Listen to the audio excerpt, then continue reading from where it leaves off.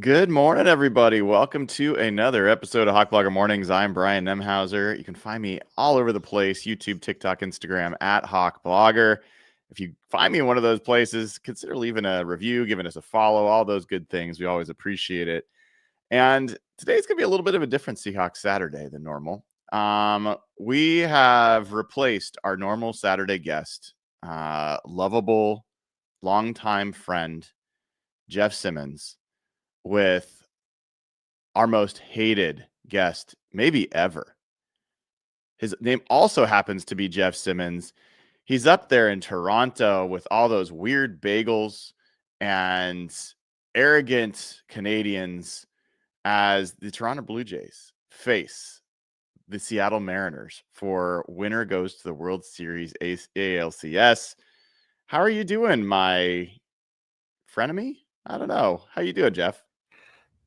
I'm doing all right, man. I barely got any sleep last night because I was up late watching that game on the East Coast. So it ended at like 1:30 my time, and don't know how you guys got any sleep. I saw Brock put out a tweet at like 4 in the morning or something my time. Yeah. So I could see how that was going last night, but it's crazy. Imagine I would have told you in February that the Jays and Mariners, who had like two of the worst offseason vibes of any team during would be in the ALCS. I don't think there's a chance in hell. I would have thought an anvil dropped on every other team in the AL for that to happen. Well, I know from experience there are going to be folks that are like, can we not talk about baseball? I'm not a baseball fan. I get it. I totally get it. We are going to talk a little baseball. I will promise folks that are not watching live, I will add some timestamps to the show so you can skip ahead. If all you want to hear about is Seahawks, we'll give you the chance to do that. Generally, we'll try to separate Mariners from Seahawks content so you know what you're getting into. But today, we can't not talk about the series coming up a little bit, Jeff. First of all, I'm going to do something, gracious, intentionally. I want to thank you and the Blue Jays for getting rid of the Yankees. Like, you guys are okay, at least in that regard. I get it. Like, I think we can collectively agree that none of us like the Yankees, but I don't know. The Yankees were a sloppy team. Like, I couldn't believe when they could hit home runs, their defense, their attention to detail, their pitching. Like, if I were the Mariners fans, I wonder if I would have rather the Yankees won, because they're just outside of Aaron Judge, they weren't very good. And like, it looked like watching. I can't believe that team won 94 games watching them that close in the playoffs. They were sloppy. They got killed. Like the game you had last night and really all series, that's what playoff baseball felt like. The Blue Jays just rolled them. And if they self-destructed in one game, but the Yankees team just wasn't very good. I have to admit, when I saw the Yankees do their thing in Game 3, I was like, "Uh-oh, Jeff, that the Yankees might not stop now." And it was over the next game. I was like, "Okay, go Blue Jays." That's probably the last time I'll say that this year, but this is an interesting experience for you as a tortured Blue Jays fan. You've kind of like almost love-hated this team this year. I have. It's a very unique front office setup where, well, let me tell you the whole story. The team that owns the Blue Jays, the company that owns the Blue Jays, Rogers, I worked there for almost 10 years. And I didn't have a great exit. Now, like, it wasn't a painful, but it was a job I desired my whole life, and they kind of sucked the fun out of it. And so they own the team and they profit off the team. And they've hired two people to run the team who are like the prototypical corporate buttoned up like versions of people who I hated at work. Mm-hmm. And so cheering against them and resenting them was really easy. And frankly, they've had some very curious, arrogant level decisions in the playoffs the last few years. They've made a lot of head scratching moves over the last few years. They traded away one of their best hitters for a relief pitcher with you guys. Like, they've made a lot of head scratching moves. And then this year they had a really rough offseason. They tried to sign all these big name players and they missed on all of them. And they had to like desperately throw money at Anthony Santander, who didn't have a very good year and got injured. And they've kind of lucked into this season where all these guys emerge. If you looked at their roster in April, there's no way you would have thought they'd even be a playoff team. Their win total was like 76. And I do not enjoy the front office, but they've like some combination of like their star emerged, and then a lot of things just kind of, they've almost lucked into this. Like, I don't know how much credit to give them, But all of a sudden, they've created a pretty good baseball team, and they have had some good free agent signings in previous years. And they turned out to become this pretty likable, fun baseball team, which I would have never guessed. I've not enjoyed kind of the building of this team, and on some level, you got to give them credit, but at some level, this kind of feels like an accident. If someone's not as familiar with the Blue Jays, how would you kind of characterize what are their best strengths and what are their biggest weaknesses? So their best strengths is they get on base a ton, and they almost never strike out. Like they put the ball in play, I think, more than any other team in the league by a pretty significant margin. They're very hard to get out. They don't hit a ton of home runs, but they just get contributions. Everyone from 1 to 9 can get on base and hit, and they're all tough at bats. And their defense outside of one game has been their calling card for the team they've been trying to build. Their defense is really good. Are they going to be getting back Boye? I don't know. He's had this knee injury that's been a lot of mystery around it. And he was their best hitter for most of the year. And when he went out, they almost blew the division lead because they couldn't hit after that. But the weird part was the shortstop they had moved over as their second baseman, Andres Jimenez, who was on Cleveland before. He's a way better shortstop than Bichette is. Bichette's a far better hitter. So on some level, some Jays fans are like, maybe it's better if they don't come back, but no one really knows. There's a lot of mystery surrounding his injury. It's kind of like some of the things going on with the Seahawks right now. And they're very coy in terms of giving any updates. So we'll find out when they release the roster, probably tomorrow, but no one really knows. Yeah, I mean the Mariners game last night was insane, and 15 innings. I've never seen a game where 3 starters pitched, and then the bullpen with those 2 of the starters coming in out of the bullpen pitched an equivalent of a complete game shutout, and so the Mariners pitching is going to be all messed up for at least probably the first couple of games. It sounds like Brian Wu, their ace, won't be back till mid series maybe.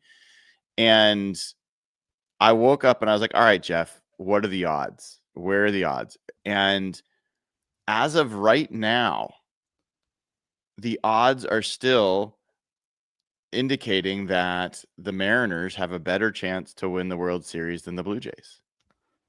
And I'm kind of surprised by that. I'm surprised based on that, just how the last series went. But the Jays were also betting underdogs to they were the Yankees were favored in the series, and turns out the Yankees got crushed in 3 of the 4 games. But I think, last night I think should impact the series because that has obviously that carries over. But I think if I'm objectively analyzing it, I'll tell you this: Blue Jays fans, everyone I know, really wanted the Tigers to win that game.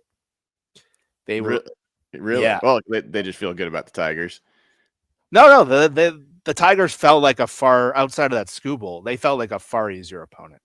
And they're not a very good hitting team outside of Carpenter, and the Blue Jays kind of rolled them every time they played them. The Mariners have given the Jays some of the most painful, though there was a playoff game a couple of years ago. And so when you look at what typically wins in the playoffs, it's pitching, it's defense, it's relief pitching.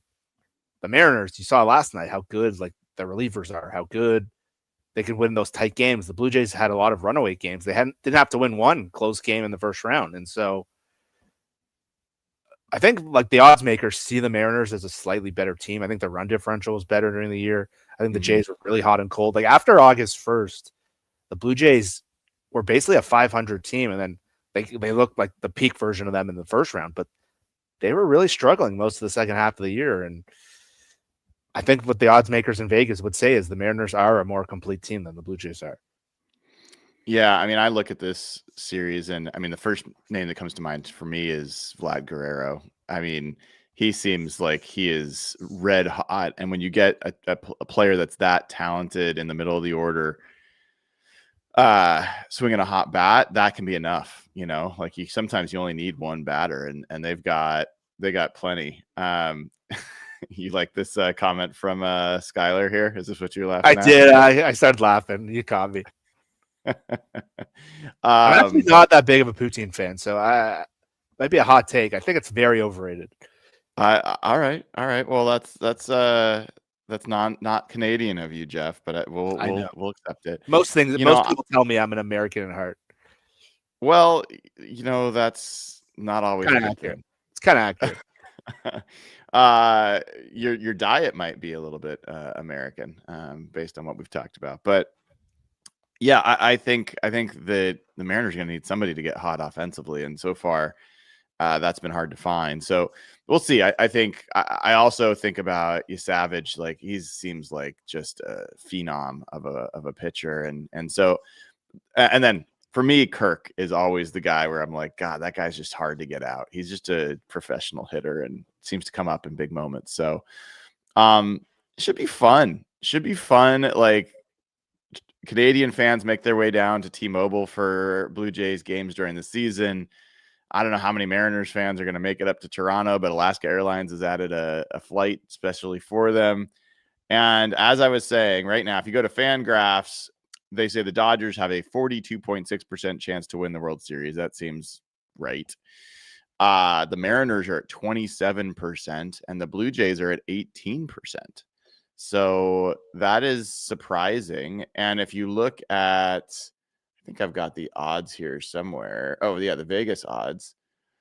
The Vegas odds have the Mariners as the favorite over the Blue Jays, as long as I'm reading this right. Yeah. So slight favorite, but still favorite. So that's not what I would have guessed, based on how that series went and based off of how, this series is going to start. But let's have a little fun before we turn our attention to the Seahawks. All right, dude. So as we've talked about, the Sleeper app is not just about football. You can do baseball stuff. And we can actually already look ahead to some props for baseball for this game tomorrow night between the Mariners and the Blue Jays. So you've got Cal Raleigh. If he just gets one hit, that's pretty appealing. Vlad Guerrero, 1.5 hits plus runs plus RBIs. JP Crawford, is he going to get a hit? Ernie Clement, 1.5 hit plus run plus RBI. Randy Rosarina, Josh Naylor, is he going to get a hit? I'm taking that, dude. Sorry. That felt like a win. Yeah. Josh Naylor's getting a hit. How's George Springer been playing? He had a quieter ALDS. He's been their best hitter just in terms of what they were expecting relative to what they were expecting. He's been like the heart and soul of the team all year, because typically 35-year-old players fall off a cliff, and he was trending in that way. He had been pretty awful the last year and a half, and most Jays fans thought he was cooked. And then he's kind of emerged all out of nowhere. It's almost unprecedented at his age. And he's had a great year. Like, some people think he was a borderline MVP guy for a while, kind of faded at the end, but it's been shocking, because I was definitely in the camp like, this guy looks completely finished. I think all offseason he was kind of written off, and it's kind of crazy how that keeps happening. I'm taking Kirk for a hit, at least one hit. Who's starting for the Mariners tomorrow? Who's pitching? Will probably be Bryce Miller. Yeah, it'll probably be Bryce Miller, and then like a bunch of guys filling in. And I think the bigger question, honestly, is game 2 starter. I'm guessing it's going to be Castillo, who only threw 15 pitches last night. I would guess. But I mean, that's not even clear. I mean, so we'll see. Dalton Varsho. He's played pretty well, right? He's the most streaky player on the team. So he's capable of going 4 for 4 with 3 home runs, or 0 for 4 with 4 strikeouts. He hits a lot of home runs, and he hit really well, but his like on base percentage is painfully low since they've got him. He's in like 280s, which is pretty bad based on the analytics and all that stuff. Well, dude, I will say this. Either you are catching the Mariners at a really good time with Gino Suarez and Randy Rosarina and Julio Rodriguez not really hitting that well, or you're catching them at the exact wrong time. Like, if Gino Suarez just finally wakes up from what has been a long slump, and I don't hate the idea of it, as bad as he looked last night in Toronto, in that dome, then that could be the difference. But right now, I mean, the Mariners' bats have been pretty quiet. So we'll see. We'll see. Any of these that you particularly love? I like the Naylor one. I think we got to have that. But we have that on there already. Yeah, we already got that one. Who's going to hit a home run? Anybody? Not even sure.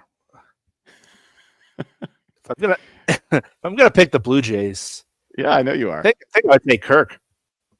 You take Kirk with a home run. All right. Yeah. Swap pick. All right, we're gonna take that. All right, so we've got Naylor with at least one hit, Cal Raleigh with at least one hit, and Kirk with a home run. All right. I don't hate it. All right, so let's speaking of odds and speaking of all this, something kind of shocking happened, Jeff. I don't know if you even know this. No. The odds for the Seahawks game flipped. The Seahawks are now 1.5 point favorites.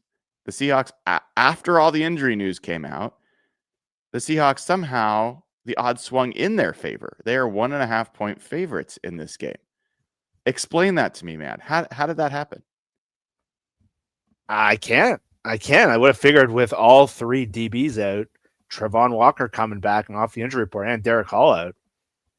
This felt like a game that I would have thought they should be favored to. This feels like a really tough one now. And there must be something in like the sharps. There must have been a lot of sharp money come in on the Seahawks in the last couple of days. And again, you're putting out the analytics. The sharps are very into analytics, DVOA. And I think Josh Derek put a thing in our chat the other day. The Seahawks are historically, I think, the second best based on their analytics, like one of the best 3-2 teams of all time.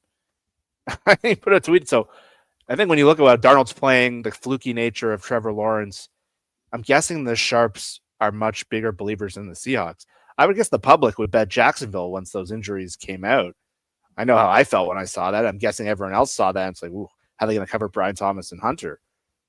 But my guess is when they look and they analyze the Seahawks based on DVOA, I know DVOA is big in that betting community.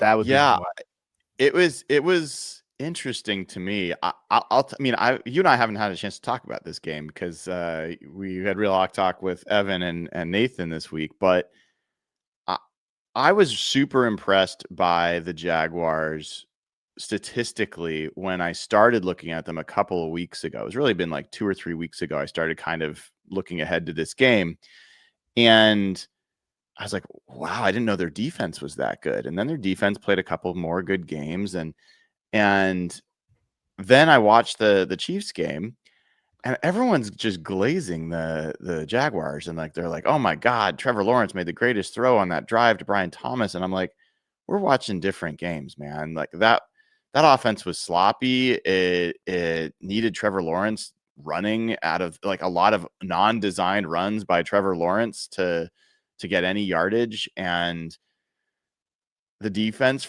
I thought was super leaky. They gave up 450 some yards to the Chiefs, and they had a 99-yard pick for pick six. But when I dug into this, I'm not saying this isn't a quality opponent. They're 4-1. They've beat good teams. They beat the Chiefs. They beat the 49ers. Like, they deserve their praise. I'm not trying to take that away.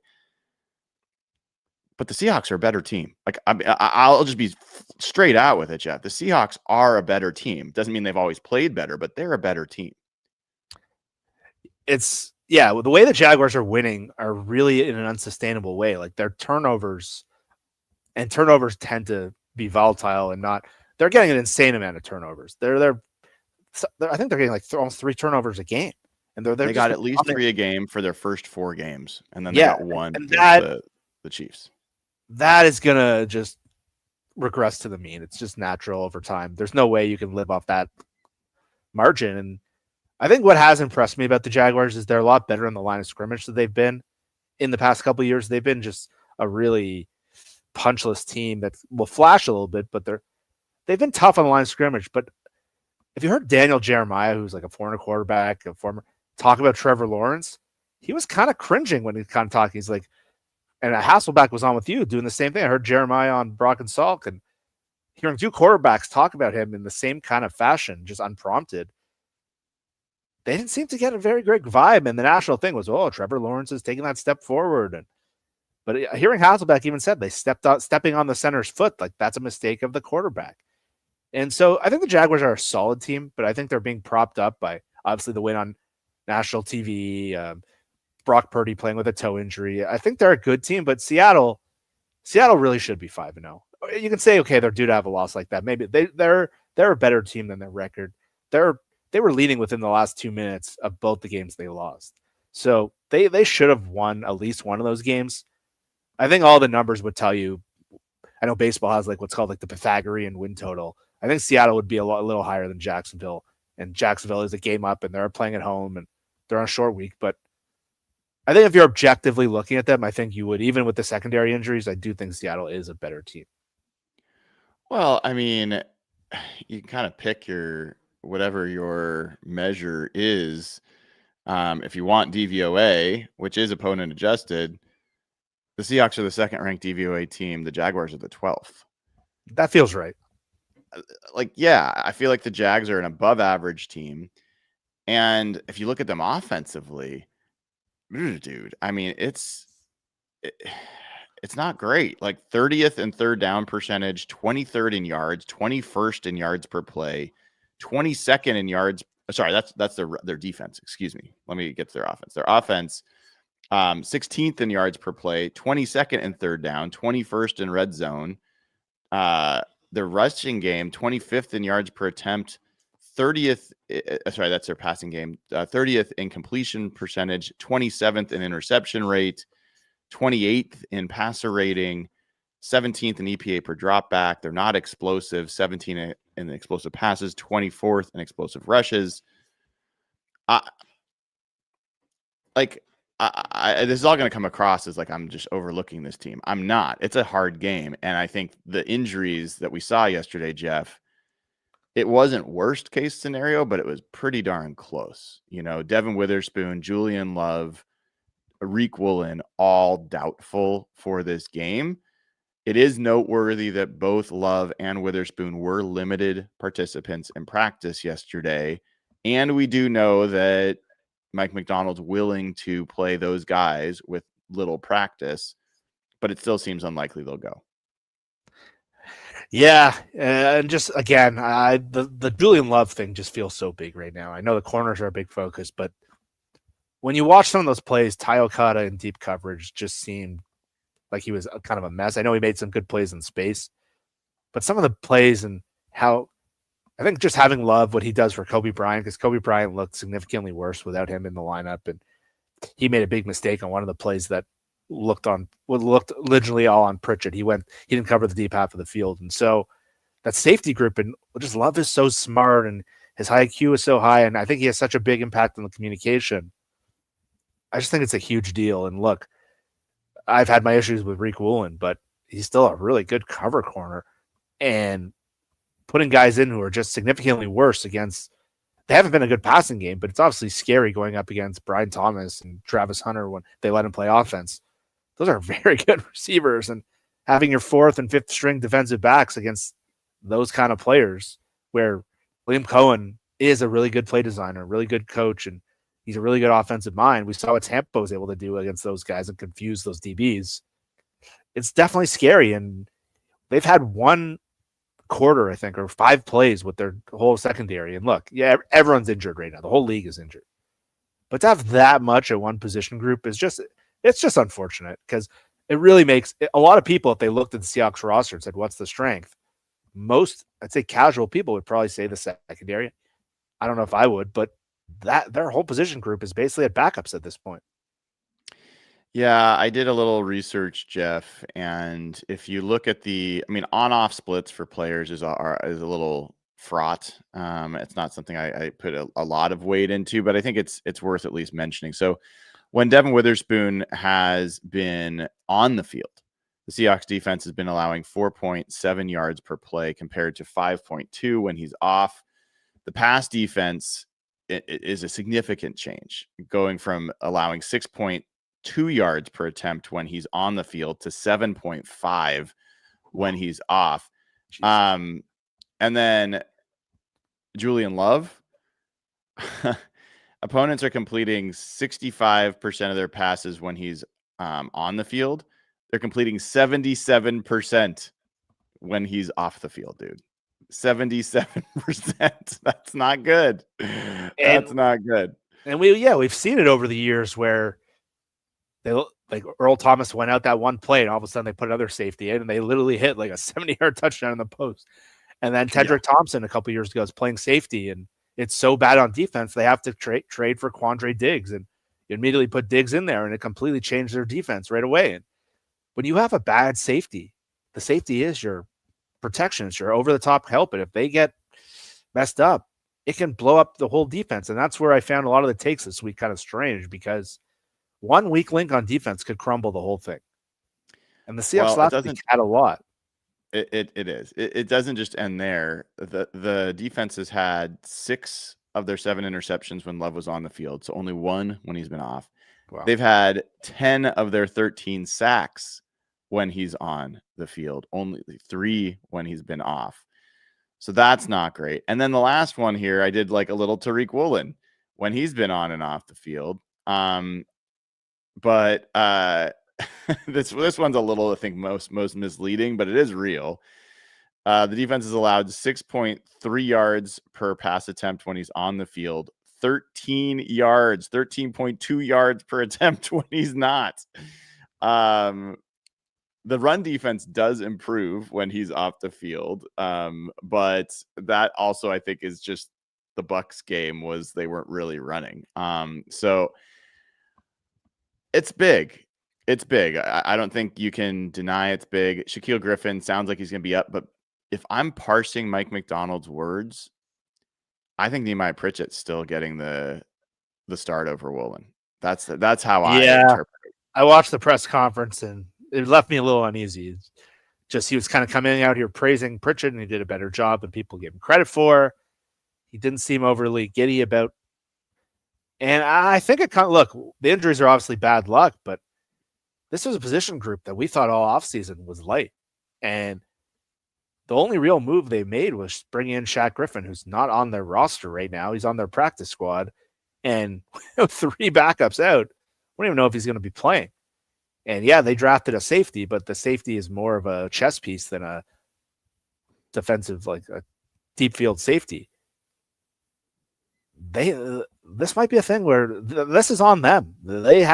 We talked about depth. We talked about addressing the group. They didn't put a draft pick in there. They didn't put a draft pick on linebacker. They left themselves super thin at this spot, and they've had horrible luck. Obviously, you can't expect your 3 best players to go out in any position group, but depth and backups, these things really matter. I know me and you talk about this, and people always wonder, like, why are we looking so deep at this roster? This is why. Like, these guys matter a lot, especially now with like the whole league injured. I think this is on them to an extent because they didn't address that position enough. Yeah, I Rasul Douglas is playing pretty well right now. What's that? Rasul Douglas is playing a lot of snaps for Miami right now. Like, yeah, we wanted Rasul Douglas over Shaq Griffin. That we were pretty clear on that. And I think my question is, if they don't believe Shaq Griffin is better than Nehemiah Pritchett, then why is he here? That was my exact gut feeling. It's what's the point at this point? Even the way he described them, it's like, well, he's really mentally competitive. That was really faint praise. Yeah, I was like, well, what does that mean? That doesn't sound good. Yeah, that was not great. It made it sound like, oh, he's cooked maybe, and they don't feel like he can play. Smart. So, I mean, look, as someone who's been very, very critical of Nehemiah Pritchett, I'll say this. He's got now a full week of being the starter in practice, knowing he's most likely going to play. As much as you'd like to believe that every player is ready to come off the bench and perform at the top level, maybe this helps. The last time that I really remember this, well, there's another time, but the last time I remember him really having the week to know he was going to play was in Atlanta last year. And that was his most acceptable performance as a NFL player. So let's see. I mean, again, as probably one of his most vocal critics, I did see more plays by him in training camp this year than I did last year. I still stand by everything I've said in terms of my questions about why he's here, but I'm still rooting for the guy. I hope that he makes us all look very silly and looks like an up and coming corner. You know, he's a draft pick from last year. Like it's not out of the question that somebody can start to be a valuable player in their second season after mainly sitting on the bench. So let's hope he takes advantage of the opportunity, man. Yeah, well, you hope so. You saw at least something in the preseason this year where he made some plays on the ball and he had a pass deflection. You really saw something after hearing your reports last year and seeing him in that Rams game at the end of the year where he just looked scary bad. But Okada's the one that I'm nervous about. Like just the glimpses we've seen of him when he's playing with the ones where you saw for like 7 snaps against the 49ers once even Maury went out and they had to throw him in there and they just abused him. Like Kittle abused him. And then last week he made 2 plays in coverage that were just insanely. And Kobe Bryant had a rough game too. Mm-hmm. And I didn't think he didn't tackle well. I wonder how much love. So it's not just Pritchett that I'm worried about. I'm worried about Okada. Like D'Anthony Bell is more of a box safety. I wish he could play kind of that spot. I don't know if they could use Eamon Maury there a little more, but that puts a lot of stress on him in his second game. They already have a role for him. That Okada spot makes me real nervous. Well, the good news here is they get Demarcus Lawerence back. And in some ways, this is going to sound like kind of crazy. I almost think that's bigger for this game because Jacksonville needs to run the ball. They need to run the ball. And Demarcus Lawerence is a huge part of that run game. I thought there was a little bit of a slip by Mike McDonald when he said, yeah, it's great to have him back. He made some plays in practice that we need to have a chance in this game. I'm like, dude, that's not exactly oozing confidence in your team. But in any event, I think Demarcus Lawerence setting an edge and playing run defense against this Jacksonville front is going to be a really big deal. And really, I think the story to come out of last game that didn't get enough pressure or didn't get enough attention, pressure is a good word here, was the edge group. And I know that jumped out to us on the post-game show, but everyone rightfully focused on the secondary injuries. But I think the Derek Hall thing, when he came out and you just had Nwosu, Mafe, and Mike Morris, it was a big end, and they didn't activate Ivy, which was a foolish decision in my opinion. They were really light at that spot, and they were just getting no pass rush at all. And I don't think Leonard Williams or Byron Murphy had their best games to be on. Byron Murphy graded out well in PFF, but I don't know if he was disrupting very much in the game.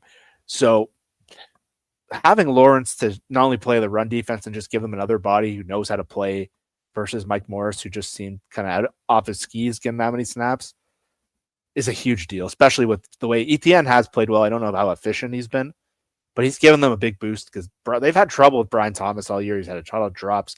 ETN has been one of their more explosive players on the team.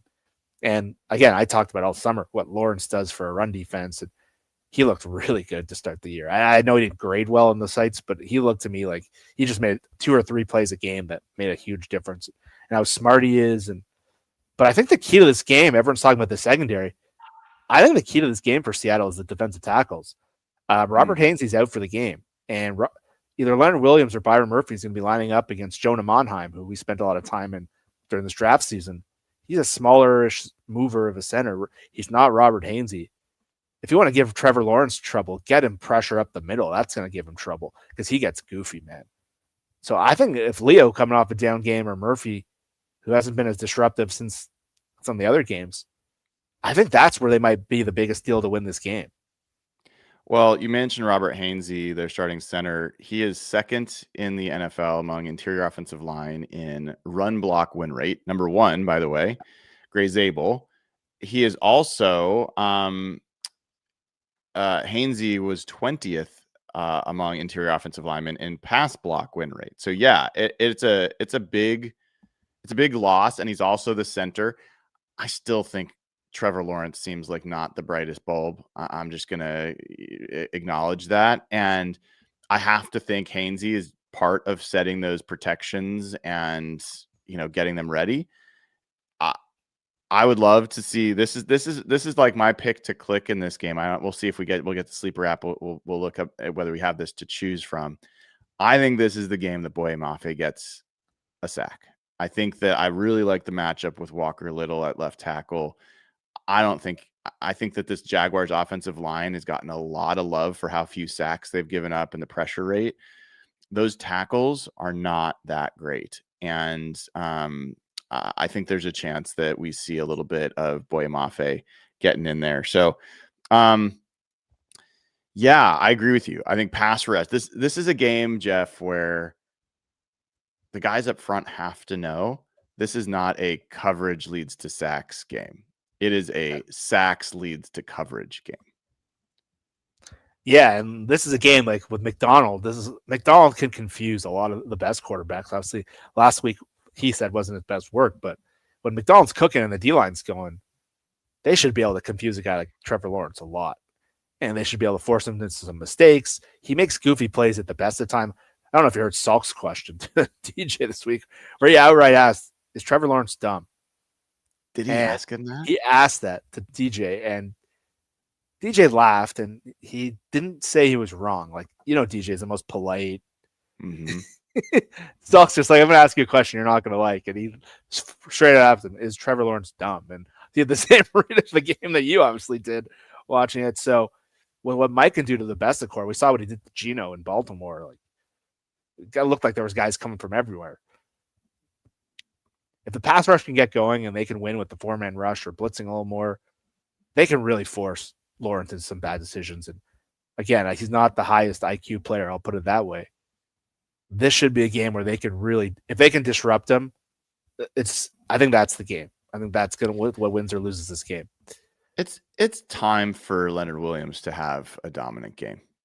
And I mean, he's been very good this year, but I'm talking about the kinds of games we saw toward the end of last year where teams couldn't, like against Arizona, against the Jets, where he just was an indomitable force on the field.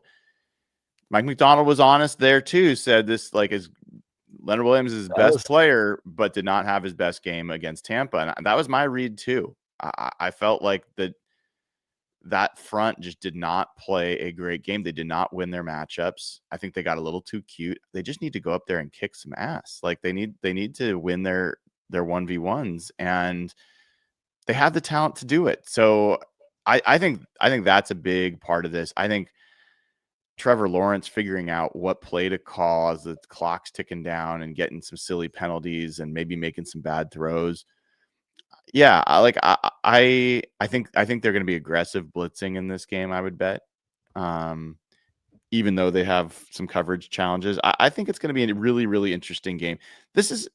I'll say this, Jeff. This is a little bit of a prove-it game for Mike McDonald. Not that he's not already someone that we're super strongly supporting, but this is not the Tampa Bay team. Yes, you're missing a lot of guys, but so have the 49ers been missing a lot of guys. So have like a lot of teams been missing guys, and they find a way to be competitive. This better not look anything like last week. Yeah, like that would be a really bad look in my opinion. And again, McDonald's here to not only create the vision for a team, but to give you an edge on defense and to be able to kind of confuse and disrupt other teams. And really the leakiest part of their team right now is they haven't been able to close games because they're not disrupting the other quarterback enough. And their D-line has been playing great, but I think that's a little more personnel than schematically things that are going on. And so you really want to see McDonald and his brain just completely disrupt another offense. We saw it for 95% of a game against Arizona. They were just completely disrupting those guys, and they couldn't function. And you saw it for times against Pittsburgh, but you still haven't seen what we saw in Baltimore, like when they were just completely confusing everyone, and they couldn't run it. They couldn't even run their off. And some of that might just have been their personnel they had, but yeah, for McDonald to be like, what we want to see is just him take over a team like this and be like, man, McDonald's scheme and like the rushes and the blitzes they came up with just absolutely destroyed it. I think especially coming off last week, which he took on the chin, even though I don't know how much of it was his fault. Some of it has to be his, but you got to bounce back. You know what you have this week. You know your limitations. This is a huge week for him. They're way too talented and too efficient so far to be potentially a 3-3 team. That would be a tough one for him. Well, the other part of this, Jeff, is it's kind of like a do-over because they're facing a similar offense. Liam Cohen and was just in Tampa Bay last year, and it's a lot of the same concepts. And you've got him again this week. Different players, different quarterback, all that makes a big difference. But a lot of the concepts are going to be similar. And so now we get to see, okay, you got your ass kicked in that regard last week. You are one of the smarter coaches in the league. That's our belief. How would you do it if you had a chance to do it over again? We're going to find that out this week. And so I am really, really curious. One thing I'll share with you, Jeff, I looked this up this week. If you look at EPA per pass when blitzing, the Seahawks are number 3 in the NFL. If you look at quarterback pressure rate when blitzing, Seahawks are number 2 in the NFL. If you look at sack rate, which they haven't been great at sacking quarterbacks this year, they're number 4 in the NFL in sack rate when they blitz. When they don't blitz, which is the most frequent thing, that sack rate goes from 4 to 17th. And that EPA per pass goes from what I can't remember what I said it was before. It was high, it was good, to 27th. So this is where I'm feeling like, man, they got to be bringing a little bit more pressure, even though that's a little outside of the comfort zone for Mike McDonald. Yeah, I think this comes down to, I think all the issues on defense this year, really, other than the last game, has been they don't have enough juice off the edge. They don't have a good enough edge rush. And when they won a lot early in the season with these 4-man rushes, and I think they kind of got into the idea, if we can rush with 4, think about all the things we can do in coverage and all the different looks we can present. And kind of the story on them is, wow, Seattle's such a good rush team with 4. They're generating this much pressure with this little blitzes. But I think we've seen they couldn't close the San Francisco game. They almost didn't close the Arizona game. And then last week, where it's just, there's just not enough juice off the edge rush. I think they're fine there. I don't think they're bad, but they don't have a stud there that's going to take over a game. And I think when the defensive tackles slowed down last week, they just were kind of running on empty. And I think I'm hoping last week the one lesson they could learn from the positive side is, okay, we can't just rush with 4. We're going to need to blitz more. We're going to especially need to blitz more with more. And they're actually pretty good at it. And I think what McDonald can do so well is throw different blitzes and confuse people. And I think he can really tap into what he's good at. So I'm kind of hoping they can get a little more creative with this. They can get a little more intelligent with this, and they can really disrupt Jacksonville's passing game, because I think if you throw blitzes where guys are dropping that you're not expecting and guys are blitzing, and I think that can really impact what these guys do. And I think that's what McDonald does best, honestly. A little bit of an aside here, Jeff. Report came out from Diana Rossini this morning. Should not be shocking to most people. Says that 49ers GM John Lynch says the team is exploring trade options on the pass rusher market ahead of the trade deadline. No surprise. And Rossini says, I expect them to check on the availability of Cincinnati's Trey Hendrickson. And that's also not a surprise. And I think it would make a ton of sense for the 49ers for a few reasons. One, they need, like, their pass rush is just completely non-existent without Nick Bosa. 2, they're a team that could get Trey Hendrickson, not need to sign him beyond this year, and be happy to get a 2027 comp pick for him. So I could see them giving up a 2026 third-round pick and getting back a 2027 third-round pick plus Trey Hendrickson. Like, it all makes sense to me. What do you think is going to happen there? I think it does make sense. So I pulled up the article figuring I was going to get some like analysis or insight, or it was literally a one-liner. Just said the Bengals are expected. I mean, the Niners are expected to call. Yeah, no shit, they're expected to call. They're 4-1 and have a massive hole in their roster without Nick Bosa. So again, Diana is connected, but she sometimes just throws stuff out there, and she kind of rumor mongers a little bit, and like her success rate's been a little meh. But yeah, the 49ers should be calling. We've been talking about this connection for a while, a couple of weeks now. The question to me really is the Bengals. And the Bengals are sitting there. They just traded for Joe Flacco, which I think you pointed out in our chat, but I had the same thought. This, to me, signals they still think they're in this thing. And if I'm the Bengals and I'm looking at this, their offensive line sucks. Their defense sucks. This should be an opportunity for them to kind of tank and try to get a high pick, try to rebuild their team. But for those who know the Bengals, they're stubborn. They're a bit delusional. Well, they're very delusional. And so I don't know if they're going to trade Trey Hendrickson because they still think with Lamar down and the Cleveland sucks and Pittsburgh's not particularly strong, the AFC's kind of down in general. They might think if we get Burrow back, like we're still going to be in this thing. To me, that's complete delusion. But I don't know if they're going to trade him. If they are going to trade him, I do think the Niners are the best match. Like they've had a history of trades like this, and they have a glaring need. They might even be willing to pay a little bit more because they have such a young team, and this is kind of a weakish draft coming up. So moving a draft pick in this year might not be the same as some of the other years. But if I'm Seattle, I'm just kind of sniffing around him too. Like I'd be keeping my eye on him as well. But yeah, San Francisco, if I had to bet today, would be the most likely if they do ultimately trade him. Yeah, and I was talking to Mike Sando yesterday, and he was kind of, I think his belief is that the Giants aren't going to look to trade Kayvon Thibodeaux, even though it would make some sense that GM and coach are like as on the hot seat as anybody have been. And now they're starting to win. That's not necessarily the time you signal to the locker room and to anyone else, you trade away a good player, period. Like they're just not in that secure. And I think Mike's really savvy about reading those things. I think he's probably right. That would be a big chip to not be moved. And I didn't hear the show, but Mike knows that better than anyone. But this is where a lot of fans misunderstand that GMs and coaches, their self-interest a lot of the time goes ahead of the team. And sometimes owner self-interest goes ahead of the team. And in this case, yeah, Joe Shane has been under a ton of heat. Like the last year was as bad of a look for him. And now all of a sudden they might have their quarterback. Their vibes are starting to change. These guys are trying to save their jobs. So the best interest of the franchise, they're probably not going to sign this guy. It's a seller's market. They should probably sell this guy. They just lost to New Orleans last week by like 10 points. But Joe Shane and Brian Daboll are trying to save their jobs. So what's going to save their job the most? Have that fearsome D-line.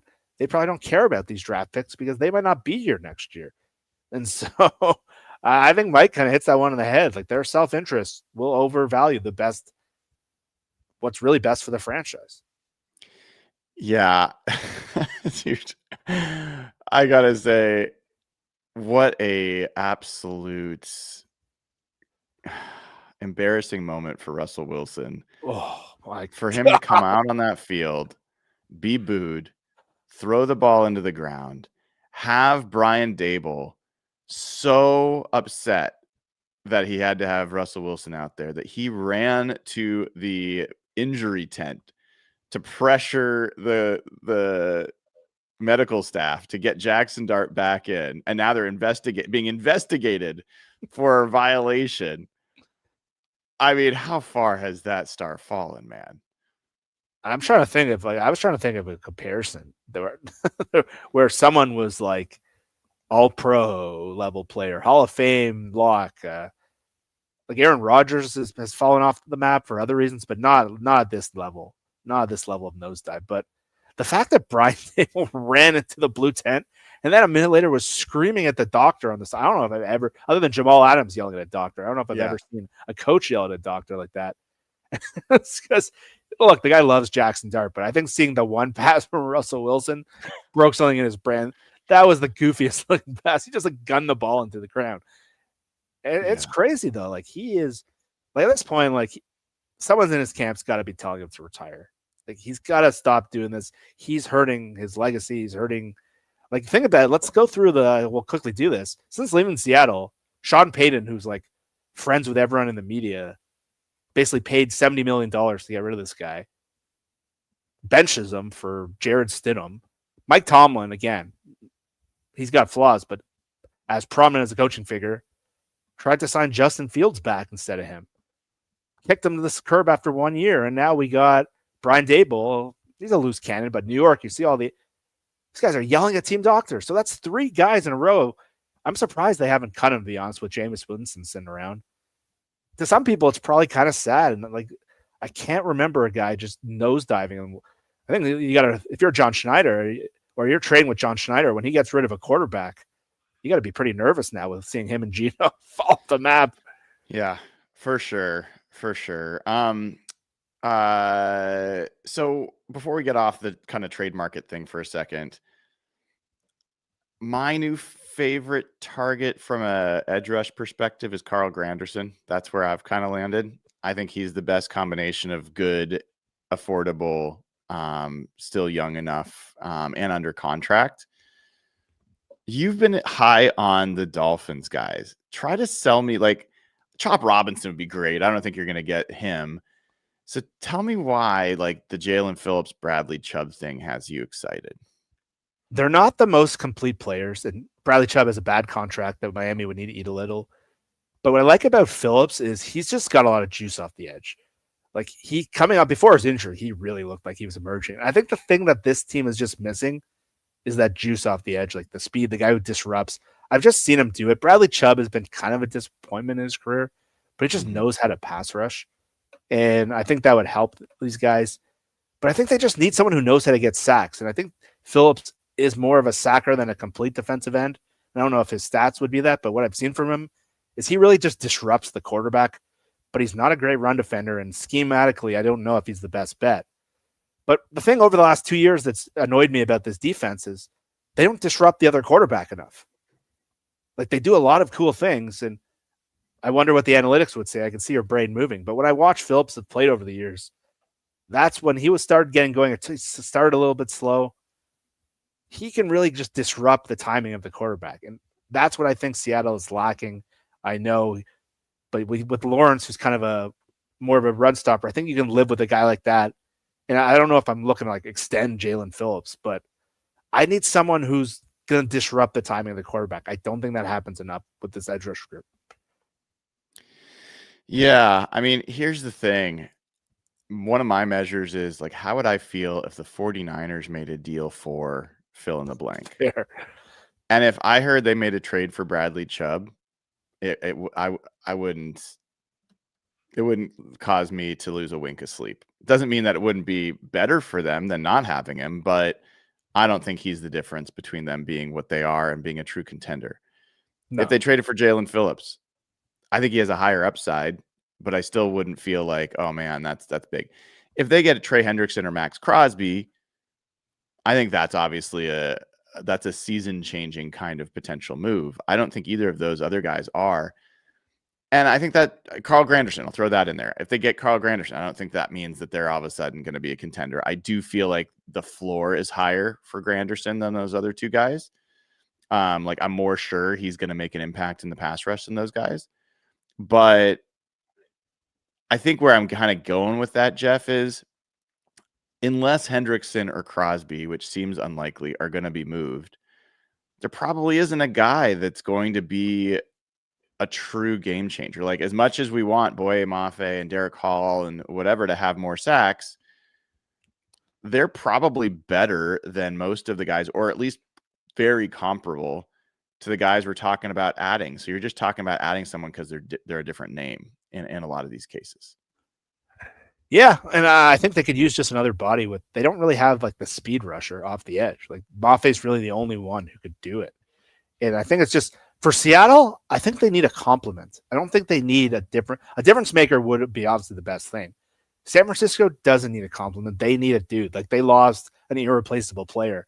I think if you put Bosa in there, they might be competing for the NFC Championship this year. Removing them to me just makes them kind of just like a fake team. Like they'll be fine, but like I don't fear them. They need to get a Hendrickson or Seattle. I think to be pretty good.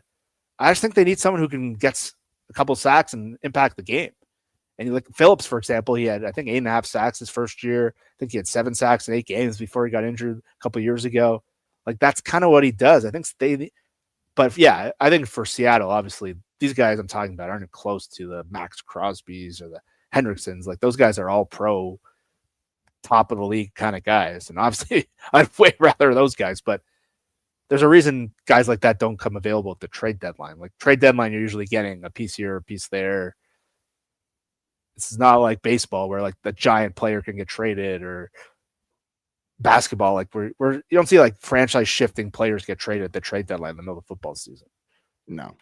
I want us to take a look at some Seahawks picks here on the Sleeper app before we wrap up here, Jeff. So We've now got the yardage total. So we got JSN at 82.5. You've got Kenneth Walker at 51.5 rushing yards. Sam Darnold at 240.5. His passing yards, man, that's a big number. That's a big jump for him. He was been around 215, I feel like, when we've done like 200 in like a couple weeks ago. Now, I mean, the opponent matters, but this is supposedly a very good defense. Charbonnet touchdowns. AJ Barner 24.5 receiving yards. That's going up a little bit. Jason Myers 1.5 field goals. Let's take the less there. Let's hope he doesn't have multiple field goals. All right, here's mine. I am 100% Elijah Arroyo over 14.5 receiving yards. I think this is an Elijah Arroyo game.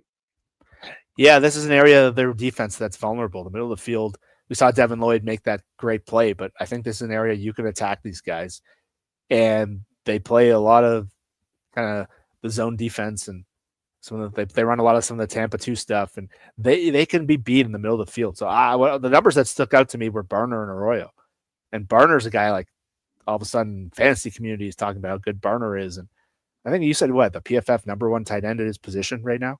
Yeah. And you know me and PFF, I don't really care what they have to say most of the time, but whatever, that's still pretty cool. And I think Barner got 7 targets last week, and that was obviously a shootout, but I like him over 24.5. All right. We'll make this a tight end heavy pick, man. I'm curious on the rush yards. We got Kenneth Walker at 51.5, Zach Charbonnet at 37.5, Sam Darnold at 6.5. What do you think about those? The Charbonnet one feels a little high still. I agree. I would take the under on him. He feels more of he settled into the role as a complimentary short yardage back, and I kind of like the over on Walker. I thought Walker was way better than he got credit for last week, and I think they need to give him more action and more carries. And I think that was one of your takeaways from the game, that they weren't leaning on the run game enough. I think that was more game script related, but Walker was freaking awesome last week against a team no one's been able to run on. I heard the Jacksonville guy on your show saying they're kind of weak in the interior defensive line. So with Gray's able and what Anthony Bradford is good at, which is run blocking, they should be trying to attack the right side of that line. And I think Walker could have a pretty good game. I agree. And if folks download the Sleeper app right now, running a special deal, $20 for free, no deposit required. Plus, use promo code HAWKS, and you'll get up to $100 match on your first deposit. Terms and conditions apply. See Sleeper's terms of use for details. Currently operational in over 25 states. Check out Sleeper today. And Jeff, also, you should know your face is going to get covered. That's intentional here. That's good. A little bit. I'm not wearing the Blue Jays hat, so you don't need to cover me. SimplySeattle.com, the best place to get all of your Mariners gear, your Seahawks gear, soon to be ALCS champ Mariners gear, all at SimplySeattle.com. Use code HawkBlogger15 to get 15% off. And go to JKBoots as well, man. JKBoots.com/HawkBlogger. Get the best boots you will ever own at JKBoots. Washington company over in Spokane, over 300,000 subscribers on their YouTube channel just to watch them work with leather. JKBoots.com/HawkBlogger. You will not regret it. All right, dude. Any closing thoughts before I let you go? I'm just curious, like, what are your vibes going to be like tomorrow? Like, that's a lot to take on in one day. Like, you're up at 10 a.m. Like, they got the 10 a.m. game your time, and then it's game 1 of the NLCS. Like, how do you like balance that in your head? Like, what do you like? Where are your? It's. I mean, I am a bigger Seahawks fan than I am a Mariners fan. Like, yeah. I have been a fan of both teams for the same amount of time, like since the 80s, and there was a time that I was probably a bigger Mariners fan than I was a Seahawks fan, but that's kind of eroded. So I think emotionally I'm more invested in the Seahawks game in the morning, and I think this is a really pivotal game for them that, yeah, it's hard, but they got to get this one.